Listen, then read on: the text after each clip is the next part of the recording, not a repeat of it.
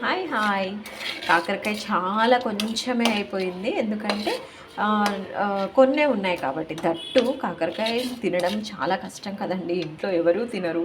So కొంచెమే చేస్తే బాగుంటుంది అనేసి నేను కొంచెమే చేశాను. మీకు ఈ రెసిపీ తెలిసుండొచ్చు. ఇవి కాకరకాయ ముక్కలు మనం రౌండ్గా కట్ చేసుకోవచ్చు, పొడుగ్గా కట్ చేసుకోవచ్చు, నెక్స్ట్ ఇలా చిన్న చిన్నగా కూడా కట్ చేసుకోవచ్చు. ఎక్కువ కర్రీ కావాలంటే ఆనియన్ వేస్ట్ చేసుకుంటాం, కానీ మేమైతే కాకరకాయ కారం అని ఇలానే చేస్తాము. దీంట్లోకి ఎల్లుల్లిపాయ మాత్రం కంపల్సరీ వేయాలి. ఇలా నూనె ఉన్నంత మాత్రాన ప్రాబ్లం ఏం కాదు.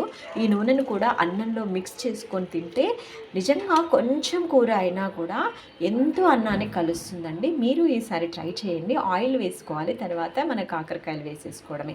ఆఫ్టర్ దట్ కాకరకాయలు మంచిగా ఫ్రై అయ్యాక ఎల్లుల్లిపాయలు వేసేసి కొంచెం ఫ్రై అయ్యాక ఉప్పు కారం వేసుకోవడమే. ఇది 1 మంత్ కూడా నిల్వ ఉంటుంది. హాస్టల్స్లో ఉన్న వాళ్ళకి కూడా యూజ్ అవుతుంది. Okay, bye bye.